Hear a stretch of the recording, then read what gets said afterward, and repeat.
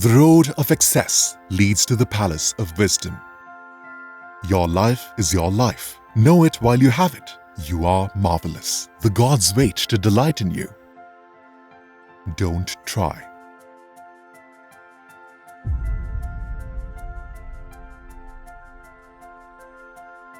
Charles Bukowski was an American poet, novelist, and short story writer. Bukowski's writing was raw, often full of strong, crude language, and was written in a style without anything added. He wrote sentences that were clean, spare, and right to the point. Bukowski wrote about those considered to be the lowest in society: the drunks, the prostitutes, the vagabonds, the skid row bums, beggars, the most downtrodden and depraved of American society. Bukowski could write about them because he was one of them, an alcoholic, often unemployed or barely making enough money to pay for the next drink and moving from one cheap flop house to the next. Sometimes he was forced to sleep rough on the streets or in parks when he could not afford a place to stay.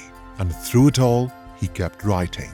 At night, in whatever rundown room, with the radio on, usually to a classical music channel, typewriter in front of him, and drinking, always drinking, he would write, sometimes till the sun came up. That was his practice, his life's practice, an intense practice, a practice to which Bukowski gave everything.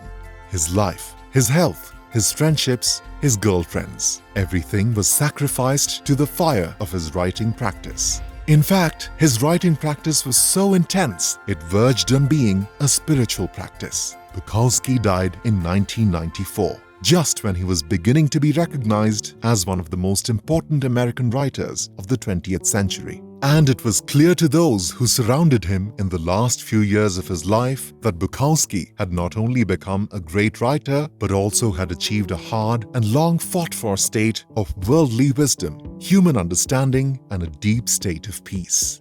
How was this possible? How had Bukowski, an alcoholic writer, an outcast from society who had suffered terribly for most of his life, achieved this? Was it his unconditional acceptance of his suffering combined with his unrelenting writing discipline? Why do so many people, even today, many years after his death, look to Bukowski's words as words of wisdom and insight?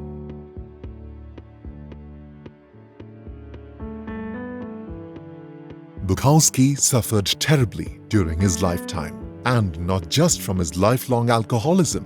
Bukowski had a horrific childhood. From the age of 6, he was severely beaten daily by his sadistic father. As a teenager, he had extremely painful acne, for which he was constantly bullied by his classmates. What was Bukowski's response to this? In later years, as Bukowski was beginning to be recognized for his writing, he said of his father, "My father was a great literary teacher. He taught me the meaning of pain without reason." These words give us an insight into Bukowski's relationship to his suffering. And in his writing, we also see his relationship to the suffering of others and to the inherent suffering of life itself. Bukowski was an alchemist of pain and suffering. When we read Bukowski, we see that he has completely accepted this pain and suffering. Bukowski makes no effort to turn away from it. He accepts life on life's terms. He accepts the inherent suffering of life. This acceptance of the inherent suffering of life is the first step to the possibility for any spiritual progress in many religious traditions. However, it is most clearly expressed in the first noble truth of Buddhism. Life is suffering. Life is filled with unavoidable suffering. If the Buddha had stopped at this first noble truth that life is suffering, then life truly would be nothing but suffering. However, the Buddha goes on to suggest that there is a way to overcome suffering. For Buddhists, the way to overcome suffering is called the Eightfold Path: right understanding, right thought, right speech, right action, right livelihood, right effort, right mindfulness, and right concentration. This is the path taught by the Buddha to overcome the inherent suffering of life. However, this path is based on the earlier Hindu teaching of surrender and sacrifice. Bukowski was one-pointed and completely focused on his writing practice. As said previously, he sacrificed everything to it. The word sacrifice means to make sacred. We now begin to see how Bukowski transformed suffering through his writing practice into something else, into the sacred. Sacred not merely as a connection to the divine, but sacred as the overcoming and transformation of his suffering.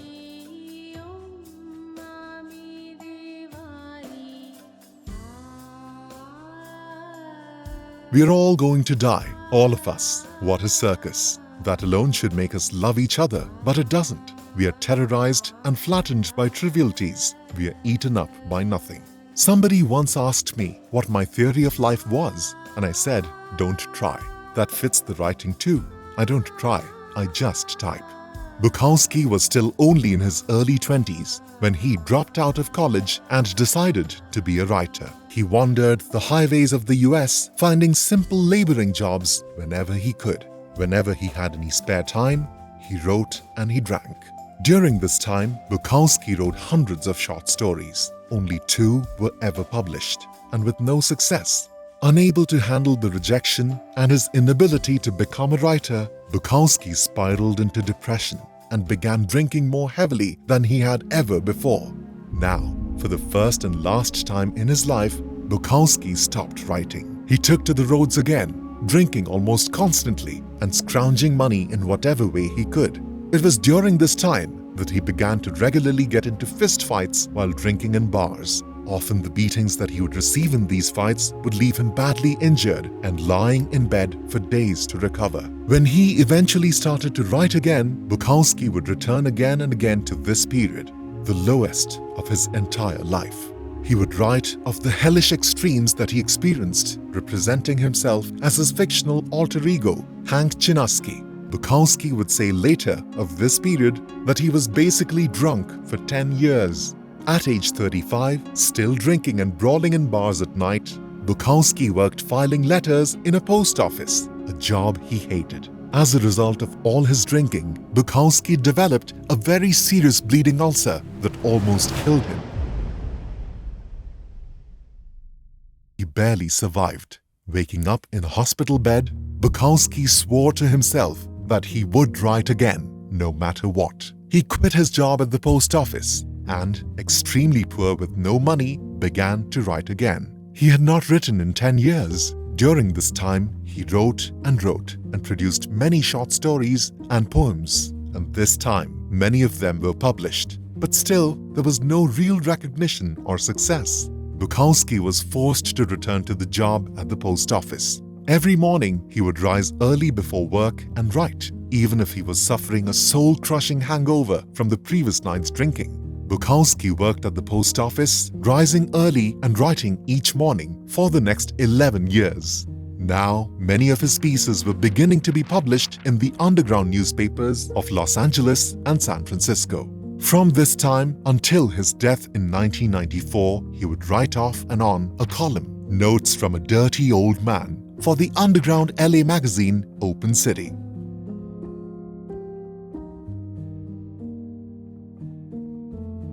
What matters most is how well you walk through the fire. Bukowski is now an important enough writer to be spoken of many years after his death. He is considered by many to be one of the great writers of the 20th century. However, he did not see the first of this success or begin to make a small living from his writing until he turned 50 years old. An age that marks the end of many writers' careers was merely the start for Bukowski. Very slowly, Bukowski's writing was beginning to get noticed in the underground publications in which he was publishing. Even though he was publishing regularly in the underground press, Bukowski could not find a mainstream publisher who would take on his controversial and unconventional writing. In 1969, Bukowski received a letter from John Martin, the publisher of Black Sparrow Press. Martin had read some of Bukowski's poems and was very impressed. John Martin said he would pay Bukowski $100 for the rights to publish them. Bukowski was suspicious of Martin, but eventually agreed to let Black Sparrow Press publish a collection of poems called At Terror Street and Agony Way. The monthly amount of $100 was enough for Bukowski to finally quit his job at the post office and write full-time. At Terror Street and Agony Way became a critical and commercial success, and it helped to establish Bukowski's reputation as a major literary figure. Bukowski would publish his books with Black Sparrow Press for the rest of his life. These books included most of his most famous works, including Post Office, Bukowski's first novel, which tells the story of a down-and-out postal worker trying to survive a dead-end job. Love is a Dog from Hell, a collection of Bukowski's poetry that explores themes of love, loss, and the human condition. Women, a novel that tells the story of Chinaski's tumultuous relationships with the women in his life. Ham on Rye, a coming-of-age novel that follows the life of Henry Chinaski, Bukowski's fictional alter ego from his childhood to his early adulthood. Hollywood, a novel that chronicles Chinaski's experiences working as a Hollywood screenwriter. The Last Night of the Earth poems, a collection of Bukowski's poetry that reflects on the end of life and living fully in the present. And The People Look Like Flowers at Last, a posthumously published collection of Bukowski's poems which was edited by his wife, Linda Lee Bukowski.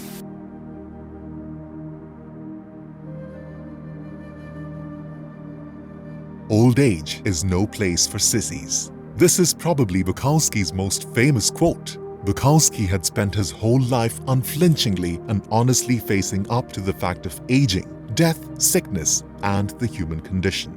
The Buddha began his spiritual quest as a young man when he was first confronted with the reality of aging, sickness, and death.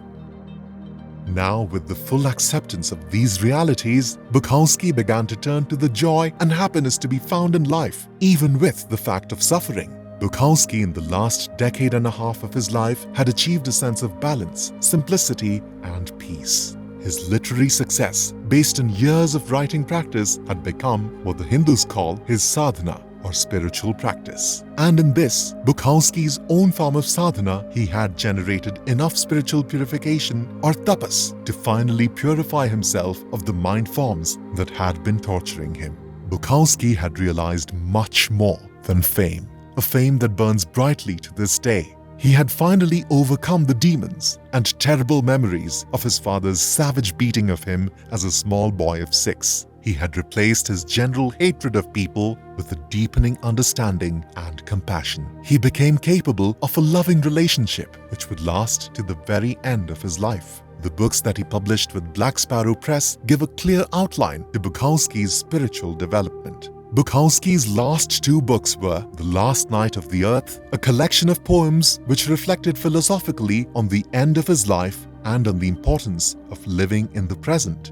The title of his last book, published posthumously, The People Look Like Flowers at Last, speaks of his overcoming his deep dislike and distrust of people with its roots in his childhood bullying. Bukowski continued his intense writing practice till his death in 1994.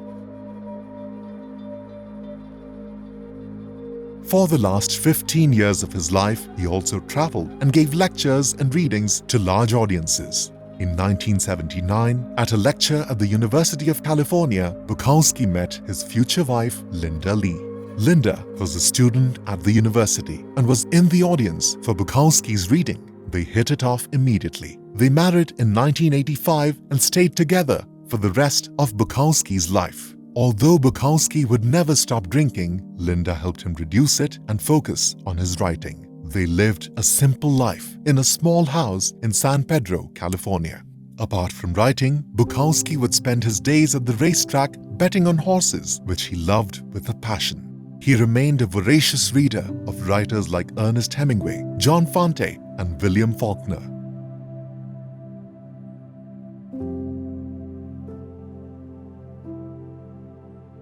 William Blake, the English poet, artist, and mystic, is quoted as saying, "The road of excess leads to the palace of wisdom," which comes from his book of poetry, The Marriage of Heaven and Hell. What did William Blake mean by this? Blake believed that the path to enlightened understanding of both ourselves and of the world involved taking risks and often acting unconventionally. This path, while often very dangerous, can break one free from the constraints and limitations of our own minds and help us to achieve new ways of being in the world. The phrase, "the road of excess," refers to the idea of breaking free from the constraints of society and conventional wisdom and taking bold and unconventional actions. The Palace of Wisdom represents the ultimate goal or destination of this journey, which is enlightenment and understanding.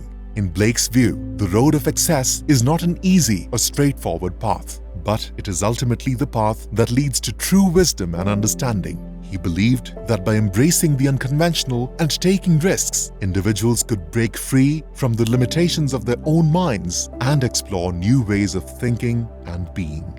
Blake, like Bukowski, believed strongly in the power of the imagination and the power of facing up to the suffering of life. It was only by the rejecting of the conventional norms and morals that one could free themselves of a narrow and limited perception of themselves. In Hinduism, there is a similar idea, bhog. Bhog refers to the enjoyment and gratification of one's senses. The bhog yogi is one that, rather than renouncing pleasures and even addictions of life, embraces them. It is important, however, to understand that the bhog yogi often has a strict discipline that they must adhere to alongside any indulgences in sense pleasures. This discipline can be in the form of their relationship to their guru, or interestingly, it might also be a strict adherence to a literary discipline, most often the complicated and demanding discipline of Indian classical poetry.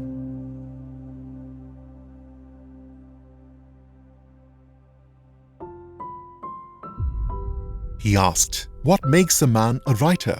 "Well," I said, "it's simple. You either get it down on paper or jump off a bridge." Bukowski remained healthy for the rest of his life, despite his years of drinking. Mostly, this had to do with the relationship he had formed with his wife, Linda Lee. Linda Lee played a significant role in Bukowski's life and career, helping him to manage his personal and financial affairs and providing support and encouragement for his writing. Bukowski wrote about his relationship with Linda in many of his poems and letters, and he often referred to her with great and touching affection. Bukowski died the 9th of March 1994 at the age of 73 from leukemia. For a decade after his death, Linda was involved deeply in the preservation and promotion of his work. Linda established the Charles Bukowski Foundation and Charles Bukowski Collection, which is held at the University of California, San Diego. Linda died in 2003.